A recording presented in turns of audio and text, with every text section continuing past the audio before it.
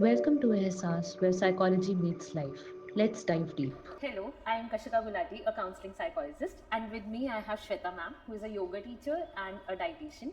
And हम दोनों साथ में योगा और मेंटल हेल्थ का किस तरीके से कनेक्शन है वो एक्सप्लोर करेंगे. तो श्वेता मैम, आप थोड़ा सा योगा और मेंटल हेल्थ आपको क्या लगता है इस बारे में वो बताएंगे प्लीज़. हाँ चलिए, जैसे कि काशिका ने इंट्रोडक्शन दे दिया है, तो अब मैं बात करूँगी योग के बारे में कि यहाँ पे मैं जो भी बताने वाली हूँ वो मेरे विचार हैं अपने जर्नी के अकॉर्डिंग. जो 15 इयर्स की मेरी योग की जर्नी है उसके अकॉर्डिंग मैंने क्या अनुभव किया है, क्या फील करती हूँ, क्या समझती हूँ योग के बारे में. वो तो सबसे पहले तो योग का मतलब लोगों को लगता है आसन. मोस्टली सभी लोगों को बस आसन ही लगता है, जबकि योग का मतलब आसन नहीं. आप ये समझ लो कि योग का मतलब अनुशासन है, मतलब डिसिप्लिन लाइफस्टाइल होता है योग का मतलब. सिर्फ अगर आप मैट पे आसन कर लेते हैं वो योग नहीं है. योग आसन करने से पहले आपको बहुत सारी चीज़ों का ध्यान रखना होता है. आपकी लाइफस्टाइल अच्छी होनी चाहिए, आपका खान पान अच्छा होना चाहिए, आपका लोगों के साथ बिहेव अच्छा होना चाहिए, लोगों के साथ के अलावा आपका अपने साथ भी बिहेव अच्छा होना चाहिए. तो मतलब दूसरों की भी केयर करें, खुद की भी केयर करें और डिसिप्लिन लाइफस्टाइल जो है अपनाएं. और बहुत सारी क्वालिटीज़ होनी चाहिए. अगर आप योगा करते हैं तो क्वालिटी होनी नहीं चाहिए, मतलब आपको डेवलप करनी चाहिए अगर आप योगा स्टार्ट कर रहे हैं तो. लाइक क्लीनलीनेस का भी ध्यान दिया जाता है अगर आप योग करते हैं. बहुत इंपॉर्टेंट पॉइंट है इसमें कि आसन से पहले आप क्लीनलीनेस का महत्व दें, क्योंकि क्लीनलीनेस मतलब सिर्फ ये नहीं कि बाहर से खुद को क्लीन करें. इंटरनल क्लीनिंग की बात हो रही है यहाँ पे कि आप खुद को डेली जो नेगेटिव थॉट्स हैं और जो आपके अंदर जो डिप्रेसिव चीज़ें हैं, डर है, उसको डेली निकालो और अपने आप को क्लीन करो. तो सिंपल लैंग्वेज में मुझे लगता है कि अनुशासन ही योग है. और अगर आप एक अच्छे योगी हैं तो आप एक अच्छे इंसान बनेंगे, क्योंकि आप अगर सोसाइटी एक डिसिप्लिन तरीके से रहे तो बहुत ही अच्छी सोसाइटी होगी. तो आसन तो सिर्फ फिजिकल फिटनेस की बात है यहाँ पूरी. और आपने पूछा मेंटल हेल्थ से कैसे कनेक्टेड है ये, तो हम बात करेंगे मेंटल हेल्थ के बारे में. तो योग तो मेंटल हेल्थ से बहुत ज़्यादा कनेक्टेड है और ये एक बहुत बड़ा रीज़न है कि आज दुनिया भर में योग बहुत ज़्यादा फेमस है. लोग योग की तरफ आखिर क्यों इतना दौड़ रहे हैं, क्योंकि बाकी सारी जो फिटनेस की जो एक्टिविटीज़ हैं वो आपको फिजिकली फिटनेस पे ध्यान देता है, बट योग में आपके मेंटल फिटनेस पे बहुत ज़्यादा वर्क किया जाता है. अब वो कनेक्टेड इस तरह से मैं एक छोटा सा एग्जांपल देती हूँ. लाइक एक तो आजकल आप देख लो कि किसी भी एज ग्रुप के लोग, किसी भी फील्ड के लोग, चाहे कोई स्टूडेंट है, कोई हाउसवाइफ है, कोई वर्किंग है, हर किसी की लाइफ में बहुत स्ट्रेस है, बहुत तनाव है. आपके पास लोग आते ही होंगे है ना, कि मतलब इवन स्टूडेंट्स, छोटे बच्चे तक तो वो होता है, स्ट्रेस होता है. एंजाइटी आजकल बहुत ज़्यादा ट्रेंडिंग वर्ड है. तो ये सब चीज़ें बहुत ज़्यादा हो रही है. तो योग जो है वो किसी भी एज ग्रुप के लोग ज्वाइन कर सकते हैं, चाहे आप 4 इयर्स से के बच्चे हैं या फिर 94 इयर्स के, 100 इयर्स के, सभी लोग ज्वाइन कर सकते हैं. 1 घंटे का टाइम निकालना होता है, आपको कोई भी इक्विपमेंट नहीं चाहिए होती है, तो आप आसानी से योग सबके लिए अवेलेबल है भी. और मेंटल हेल्थ में ये इस तरह हेल्प करता है कि लाइक एक छोटी सी बात पे कोई हाउस वाइफ है और उसके घर में बहुत सारा स्ट्रेस है, बहुत सारी ऐसी एक्टिविटीज़ होती है जिसके कारण बहुत ज़्यादा एंजाइटी और स्ट्रेस वो फील करती है, तो बहुत चिड़चिड़ापन फील करती है. तो योग आपके उस रीज़न को नहीं हटाएगा, आपको इतना स्ट्रॉन्ग बना देगा कि आप अपनी प्रॉब्लम्स को बहुत अच्छे से सॉल्व कर लोगे. आप स्ट्रेस को मैनेज करना सीख जाएंगे, आपका मेंटल पावर स्ट्रॉन्ग हो जाता है. आप थोड़ी देर योग करते हैं तो आपकी डिसीजन मेकिंग पावर स्ट्रॉन्ग हो जाती है, आप अपनी चीज़ों को लेके क्लियर हो जाते हैं. आपको लगता है कि ठीक है, अननेसेसरी चीज़ों को साइड करो, थोड़ी देर काम करो. यानी आप एक स्ट्रेस भरे माहौल में भी खुद को काम रखना, पॉजिटिव रखना और अपने थॉट्स को लेके क्लियर होना सीख जाते हैं, कि डिसीजंस को लेना सीख जाते हैं कि कैसे क्या चीज़ें करनी है. तो इस तरह आपका मेंटल हेल्थ सही होता है. तो बस. हाँ जी, जैसे आप कितनी सारी चीज़ें योगा के बारे में बता रहे थे, उसी तरीके से आई थिंक कैसे लोग मेंटल हेल्थ को भी वो सीख करते हैं. उन्हें लगता है कि अगर हम रोज़ एक्सरसाइज कर रहे हैं, हम टाइम से उठ रहे हैं, टाइम से सो जा रहे हैं और कुछ खाना पीना ठीक कर रहे हैं, तो शायद हमारी मेंटल हेल्थ का यही पार्ट है. जैसे आपने बताया योगा सिर्फ वो नहीं है जो मैट पे प्रैक्टिस हो रहा है, द लाइफस्टाइल. उसी तरीके से मेंटल हेल्थ भी हमारा पूरा लाइफस्टाइल को मद्देनजर रखते हुए कि स्ट्रेस आजकल मतलब हम जिस एरा में रह रहे हैं, बहुत ज़्यादा स्ट्रेसफुल चीज़ें हैं. मतलब हमारा एनवायरनमेंट पूरा स्टिमुलस इतने ज़्यादा से भरा हुआ है कि stress has become a normal part of life. पर किस तरीके से अगेन जैसे आपने कहा कि हम चीज को नहीं हटा रहे जो स्ट्रेस कंट्रीब्यूट कर रही है, आपको पर strong अपने बना आप को कैसे स्ट्रांग बना रहे हैं उससे। और कई लोगों को लगता होगा कि शायद योगा मतलब बॉडी का ही तो वर्कआउट है, माइंड कैसे स्ट्रांग हो रहा है। पर मुझे लगता है ये वाली चीज हम अगर साथ में बात करते हैं, समझते हैं कि किस तरीके से माइंड स्ट्रांग कैसे हो रहा है, क्योंकि हमें लगता है कि अगर मैं काम कर रही हूँ और काम में मैं फोकस कर रही हूँ तो शायद मेरा फोकस सिर्फ काम में है, पर हम जो चीज़ नहीं समझते कि हम जैसे एक चीज़ करते हैं उसी तरीके से हम हर चीज़, जैसे मैंने अपनी एक वर्कशॉप में सीखा था, how you do anything is how you do everything. अगर आप बहुत छोटी चीज़ों के साथ स्टूपिड हो तो आप बहुत बड़ी चीज़ों के साथ भी स्टूपिड हो। तो उसी तरीके से जैसे आप योगा में इतना स्ट्रांगली शो अप कर रहे हैं, कोई भी आसन को होल्ड कर रहे हैं फॉर दैट मैटर, तो बहुत ज़्यादा चांसेस हैं कि कोई परेशानी आपको योगा के बाहर भी, मतलब उस स्टूडियो के बाहर भी दिख रही होगी, तो आप उसमें भी सेम तो आपके अंदर पेशेंस डेवलप हो जाता है, आप जैसे पेन को लेना सीख जाते हैं, आप अपने गोल्स को अचीव करने के लिए आपको लगता है कि जैसे एक छोटा सा एग्जांपल है कि लाइक कोई भी आसन में आप होल्ड कर रहे हो, सबसे पहले तो कोई भी बैलेंसिंग आसन में सिर्फ आप बॉडी को नहीं अपने माइंड को भी बैलेंस करना सीखते हैं, क्योंकि जब तक आप कंसंट्रेट नहीं करोगे आप बैलेंस नहीं कर पाओगे। तो वहाँ आपका मन इधर उधर भाग रहा है, आपने उसको खींचा और एक जगह पे फिक्स किया। अपने गोल्स पे जो भी आपके किसी लाइफ के आपके जो गोल्स हैं, बहुत ज़्यादा डिस्ट्रैक्शन है चारों तरफ, तो मन भागता रहता है इधर उधर। तो योग एक तरह से आप योगासन के टाइम पे, अभी मैं जैसे बॉडी पोज की बात करूँ, आप बॉडी पोज में आपने होल्ड किया, सबसे पहले आपको कॉन्सेंट्रेट करना पड़ेगा, तभी आप बैलेंस करेंगे। फिर थोड़ी देर बैलेंस करने के बाद मान लो आपका टारगेट आप 50 तक रुकना चाहते हो, उसके बाद आपको पेन स्टार्ट हो जाएगा थोड़ी देर, बट आप वो पेन बर्दाश्त करोगे कि नहीं मुझे 50 तक जाना है, यानी मुझे अपने गोल्स तक जाने के लिए थोड़ा दर्द सहना पड़ेगा। उसी तरह लाइफ में हमारे बहुत सारे गोल्स हैं, गोल्स अचीव करने के लिए हमें थोड़ा दर्द सहना पड़ेगा, तभी जा करके हम अपने गोल्स तक अचीव कर पाएंगे गोल्स को। तो आप एक तरह से अपनी बॉडी के साथ अपने माइंड को हर दिन रेडी कर रहे हैं कि नहीं तुम स्ट्रांग बनो, तुम बर्दाश्त करो, पेन सहो, तभी जा करके तुम अपने गोल्स को अचीव करोगे। तो ये तो है ही, माइंड को आप हर दिन ट्रेन कर रहे हैं। तो जैसे आपने इस चीज के बारे में बात की कि पेन होता ही है, आप कोई भी आसन पहली बार, मान लीजिए बैलेंसिंग के आसन है, हमारा बॉडी पोज होता है, हम कितना स्ट्रगल करते हैं एक्चुअली अपने टोस पे खड़े होकर वो होल्ड करने के लिए पोज, पर हमें पता है कि हम करेंगे और पहली बार कर रहे हैं, स्टार्टिंग कर रहे हैं, तो हमें दिक्कत हुई।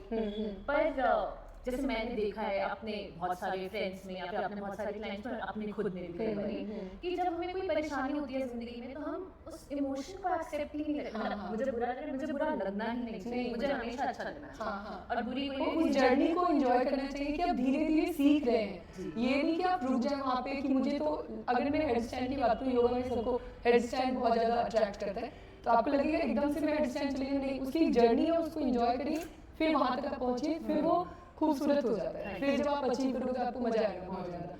तो वो हर लाइन में है, चाहे आप किसी भी फील्ड में है, तो स्ट्रगल वाली जर्नी को आप एंजॉय करना सीखते हैं, और ये चीज़ भी आप क्लास में सीखते हैं। तो ये तो इस तरह से हाँ जी, वही कि मतलब पेन को हम कैसे फिर भी एक्सेप्ट कर पाते हैं, जब हम कोई फिजिकल एक्टिविटी कर रहे हैं, कि हमें पता है कि अच्छा ये तो होना ही है, पर उसमें हम कितनी देर तक होल्ड कर पा रहे हैं, कितनी देर तक अपने आप को चैलेंज कर पा रहे हैं, वो हमारा वहाँ पर चैलेंज बन जाता है। पर जब हम नॉर्मल लाइफ में कोई सिचुएशन के थ्रू जा रहे हैं जिसमें मान लीजिए हमें दुख हो रहा है, कई लोग आते हैं मेरे पास कि ब्रेकअप हो गया और बहुत ज़्यादा दुख हो रहा है इस चीज़ का, किस तरीके से करें, मैं अपने आप को इस चीज़ में डिस्ट्रैक्ट कर लेती हूँ, मैं बाहर घूमने चली जाती हूँ, कर लेती हूँ, पर उसमें ये चीज़ समझना कि जब तक आप उस पेन को फील नहीं करेंगे तब तक आप उसको ओवरकम भी नहीं कर पाएंगे। जैसे एक बहुत एक पोज में, एक आसन में हमें करना है कि मैं उस पेन को फील कर रही हूँ और उस पेन को चैलेंज करके मैं वो आसन कर पा रही हूँ। और एग्जैक्टली वही, जैसे पहले मैंने भी योगा नहीं किया था, अभी आपके साथ रिसेंटली ज्वाइन किया, तो एक दिन ऐसा लगा कि अच्छा अभी पेन हो रहा है और बहुत ज्यादा पेन हो रहा है इस आसन को होल्ड करने में, पर 20 सेकंड के बाद शायद कुछ फील ही नहीं होगा, जब ये आसन हो जाएगा और उसके बाद मैं दूसरी चीज करने लगूंगी। और थोड़ा आपको अपने मतलब ये भी चीज़ें आपको समझ में आती है कि मे बी आपके बगल वाला जो है वो एकदम बहुत अच्छे से कर रहा है, तो आप उस चीज़ को भी एक्सेप्ट करते हैं कि हाँ उसकी अपनी बॉडी है, मेरी अपनी बॉडी है, मेरे अपनी लिमिट्स हैं, उसकी लिमिट्स हैं, बट हाँ ये भी आप सीखते हैं कि मुझे अगर कंटिन्यूस मैं करती रहूँगी तो मैं उस चीज़ को अचीव कर लूँगी, दुखी होने की बजाय आप थोड़ा मेहनत करना सीखते हैं। जो अगेन हम बहुत ज्यादा अपनी लाइफ में एक्सपीरियंस करते हैं कि दूसरा बंदा देखो कितने पैसे कमा रहा है और मैं इतने पैसे नहीं कमा रही, तो मतलब शायद मैं उतनी अच्छी नहीं हूँ, मतलब मैं कॉम्पिटेंट नहीं हूँ या मैं वर्दी नहीं हूँ, कितने ये चीज़ तो मतलब बहुत ज़्यादा लोगों को डिस्टर्ब कर रहा है, जो जिसको आप कहेंगे कि सेल्फ एक्सेप्टेंस योगा आप में डेवलप करता है, क्योंकि वैसे तो मैं ये नहीं कहूँगी आजकल ही, हमेशा से लोग एक दूसरे से खुद को कंपेयर कर रहे हैं, है ना, कि अपने पड़ोसियों से, रिलेटिव से, दोस्तों से कि मेरी लाइफ वैसे क्यों नहीं। आजकल थोड़ा इसलिए ज़्यादा हो गया क्योंकि सोशल मीडिया का ज़माना है, तो चीज़ें दिखती है, हमें परफेक्ट बॉडी चाहिए, हमें उतना ही पैसा चाहिए जितना दिख रहा है, रिलेशनशिप में बहुत ज़्यादा लोग प्यार दिखा रहे हैं, बहुत सारी चीज़ें, तो हम उसको देख के बहुत ज़्यादा डिप्रेशन में जा रहे हैं। हमारे पास आते ही होंगे ऐसे लोग कि जो कि बहुत परेशान होते हैं ये चीज़ें देख देख के। तो जब आप योग से जुड़ते हैं तो आपके अंदर सेल्फ एक्सेप्टेंस आती है कि मतलब मैं योग में करवाती हूँ, किया ही होगा तुमने भी, सेल्फ हग।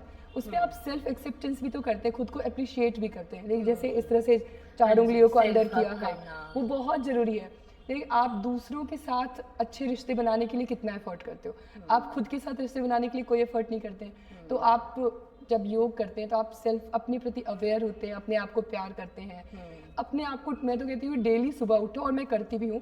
कभी कभी ऐसे होता है कि मैं रात में बहुत लेट तक थक गई, मुझे सुबह जल्दी उठ करके योगा क्लास जाना है, तो मुझे ऐसे एकदम फेस पे हो जाता है ना, आपके भाव आपके एक सिर्फ चेहरे पे आ ही जाता है।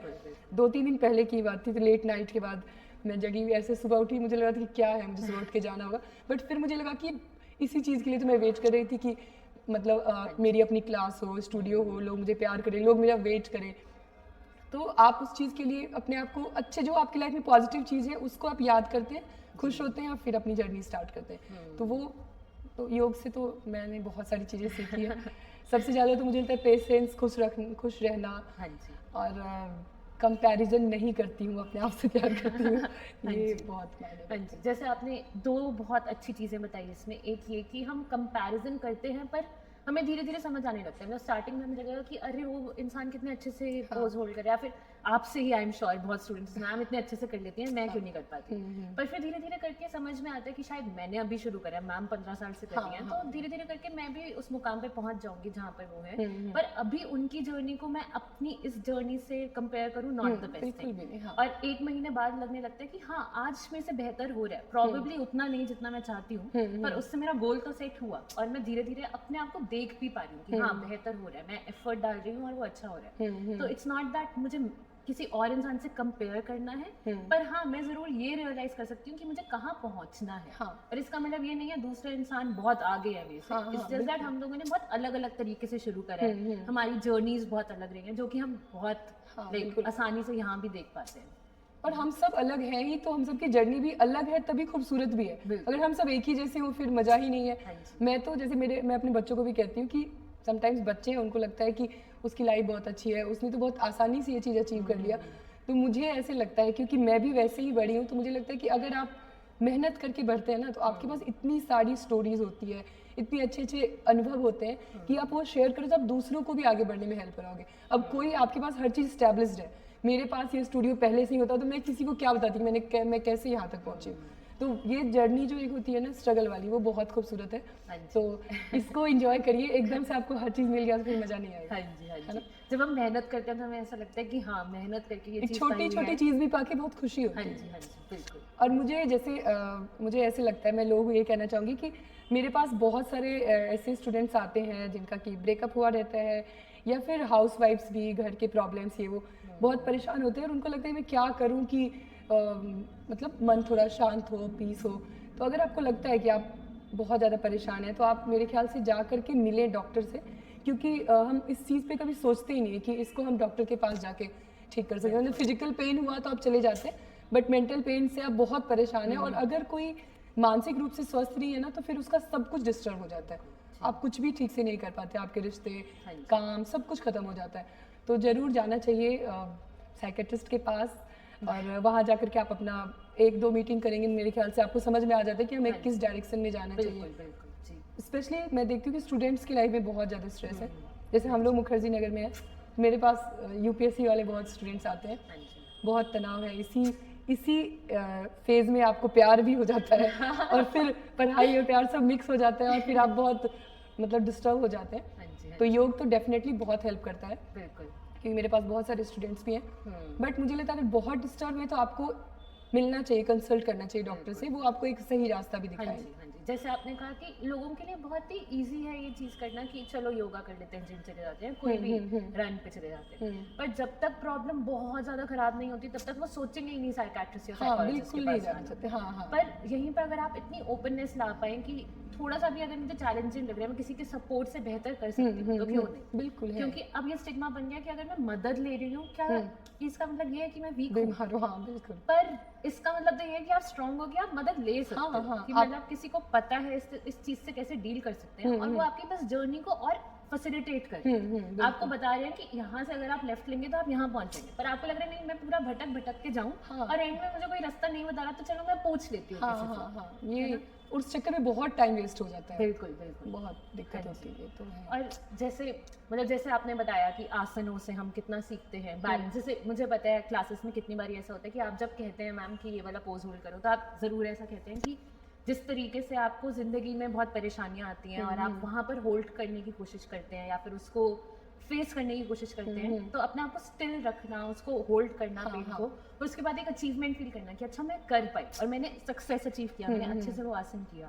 तो कैसे एक जगह पे करके दूसरी जगह पे, मतलब बॉडी में हमें लगता है कि हम सिर्फ बॉडी को स्ट्रांग बना रहे हैं, पर साथ साथ में शायद हमारा माइंड भी बहुत माइंड भी स्ट्रांग ट्रेन हो हो रहा है। रहा है, हाँ। और जैसे देखो एक और बात मैं ये कहना चाहूँगी कि जैसे योग जो है वो बाकी सारे फिटनेस से अलग होता है, क्योंकि इसमें मेन हम फोकस अपने श्वासों पे करते हैं, हाँ जी, है ना। श्वास के जब आप स्ट्रेच कर रहे हो, इनहेल कर रहे हो, और जब आप स्क्वीज हो रहे हो आप एक्सहेल कर रहे हो, या फिर अगर आप प्राणायाम की बात करें, प्राणायाम पूरा पूरा श्वासों का ही विज्ञान है कि है कैसे आपको, और हमारी जो श्वासें हैं वो हमारे इमोशन से कनेक्टेड होती है, मतलब जैसे भाव वैसी श्वासें होती हैं। जब आप परेशान हैं आपकी श्वासें तेज चलती है, तो उस तरह से तो जब आप प्राणायाम करते हैं तो प्राणायाम में मेन आप ब्रीदिंग टेक्निक्स पे काम करते हैं, कैसे आपको इनहेल करना है, कैसे एक्सहेल करना है, कैसे श्वासों से आप खुद को काम कर सकते हैं। तो जब आप अपने श्वासों पे कंट्रोल करोगे, आप अपने इमोशंस पे कंट्रोल करोगे।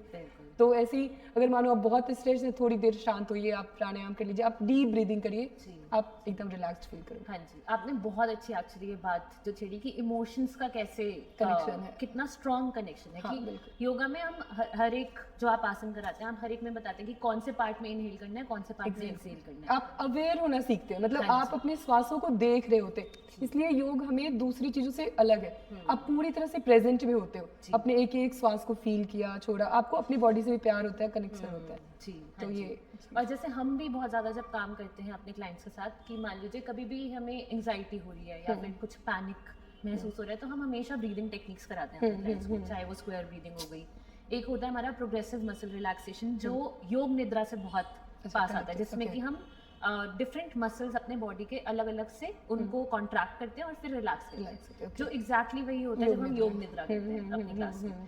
तो कैसे उस इमोशन को फील करना बॉडी में, जैसे हम योग निद्रा भी करते हैं, हमें समझ आता है कि कहाँ पर ज्यादा टेंशन है बॉडी में, मतलब कई बार लगता है कि ये शोल्डर स्टिफ हो रहा है जब मैं इसको वार्म अप के टाइम पे इसको मूव कर रही हूँ, या फिर कई बार ये होता है कि लोग अपने हिप्स में बहुत ज्यादा इमोशन स्टोर करते हैं, है ना। तो जैसे किसी के कुछ लोगों के स्ट्रेस जो है वो शोल्डर में जमा हो जाता है, किसी के हिप्स में, और स्टिफ हो जाती है हमारी बॉडी।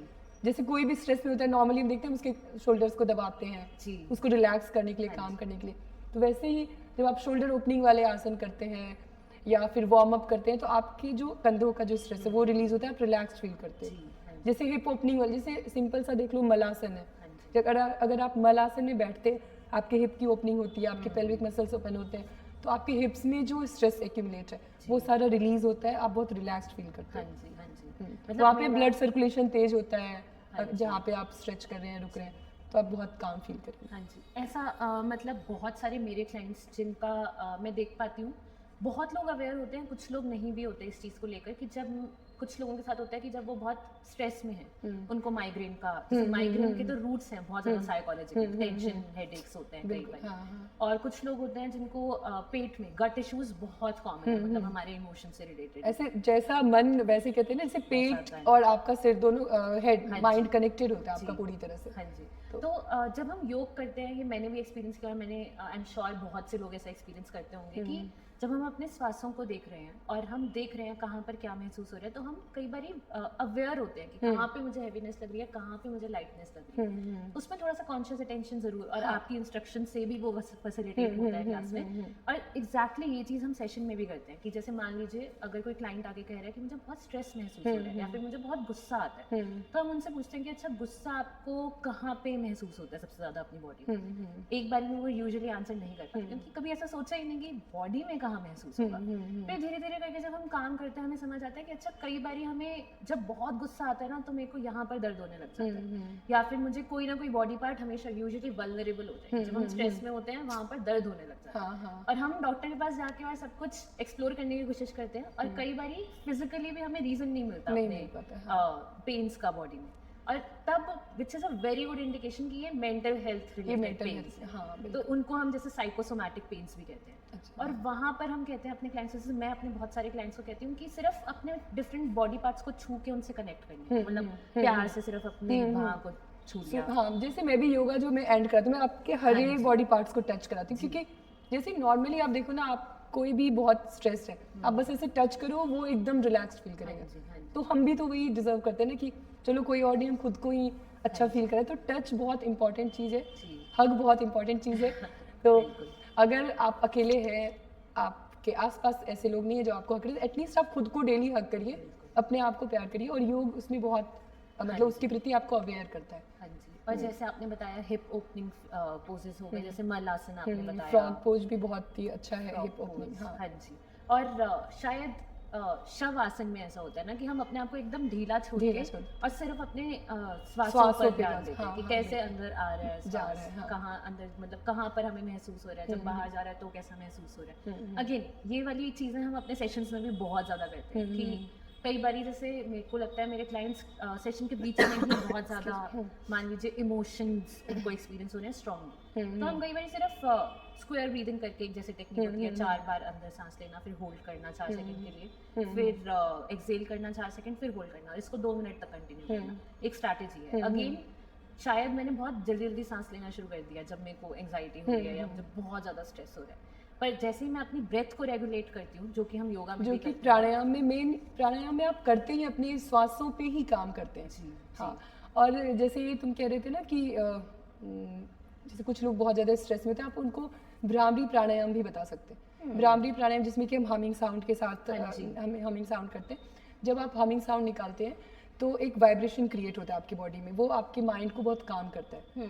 आपके अगर बीपी की प्रॉब्लम है तो आपकी बीपी की प्रॉब्लम ठीक होगी, मतलब आप रेगुलेट होगी और आप बहुत रिलैक्स्ड फील करेंगे। स्ट्रेस एंजाइटी वाले पेशेंट को आप बोल सकते हो कि आप भ्रामरी प्राणायाम करो, या फिर जिनको नींद नहीं आती है, अच्छी नींद नहीं आ रही है, या फिर माइग्रेन की प्रॉब्लम जिनको है, उनके लिए भी बहुत हेल्पफुल है।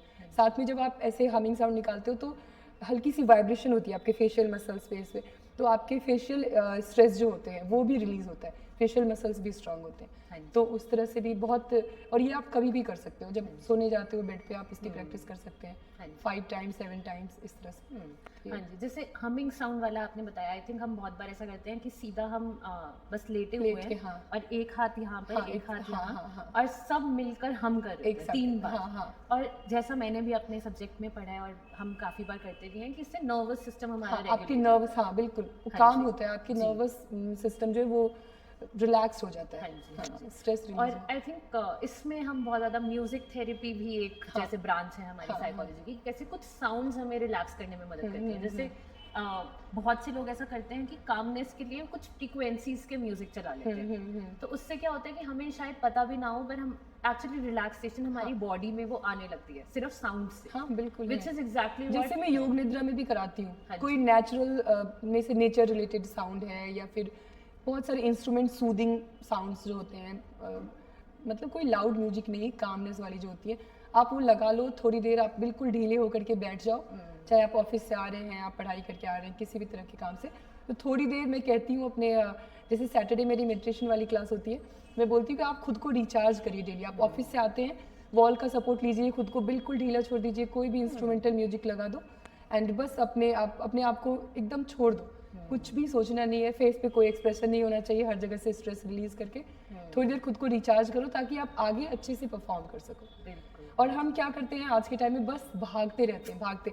इवन मैं ये कहना चाहूँगी कि मेरे भी कुछ स्टूडेंट हैं, आसन करेंगे परफेक्टली, लेकिन शवासन है, योग निद्रा है, वो उस टाइम पे लाइक ये ऑनलाइन वाले स्टूडेंट ऐसे करते हैं कि वो घर पे कर रहे होते तो वो आसन तो अच्छे से करेंगे, लेकिन जब मैं योग निद्रा कराऊंगी वो फिर चले जाते हैं कि चलो घर का काम करने लगते हैं। लेकिन जितना ज़रूरी आसन है उतना ही ज़रूरी है कि आप अपने आप को रिलैक्स करें और फिर क्लास से बाहर जाएं, तब आप फ्रेश फील करेंगे, रिफ्रेश फील करेंगे। नहीं तो जिम वाली बात हो जाएगी ना कि आप भागे दौड़े और वही भाग दौड़ के साथ आप अपना काम भी शुरू कर देते हो। योग इसीलिए तो डिफरेंट है ना कि आप अपने आप को पहले शांत करते हैं, आपने अच्छे से आसन किया, आपकी बॉडी में ब्लड सर्कुलेशन अच्छे से हुआ, आपकी बॉडी में सूर्य नाड़ी एकदम एक्टिव हो गई। अब आप उसको रिलैक्स करके बॉडी को बैलेंस करेंगे, माइंड को बैलेंस करेंगे और फिर एकदम पॉजिटिव माइंडसेट के साथ आप स्टूडियो से बाहर जाएंगे ताकि आप अपना पूरे दिन का काम अच्छे से परफॉर्म कर सकें।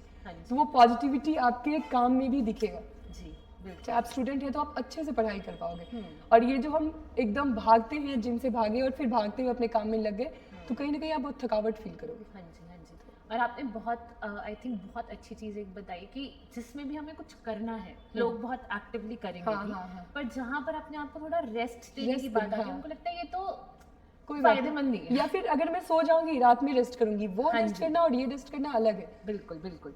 तो लोग रेस्ट को एक्चुअली एक रिलैक्सिंग एक्टिविटी ना देखकर एक टाइम वेस्ट की तरह देखने बिल्कुल लगे। ये बात है, बिल्कुल हाँ जी। definitely, हाँ। और इसी तरीके से बिजीनेस को बहुत ज्यादा ग्लोरीफाई करने लगा है कि जब तक मैं कुछ कर रही हूँ तब तक ठीक है, पर अगर मैं नहीं कर रही कुछ तो मतलब मैं अपना टाइम वेस्ट कर रही हूँ और फिर इसी से बोर्न आउट हो जा रहा है। बिल्कुल बिल्कुल।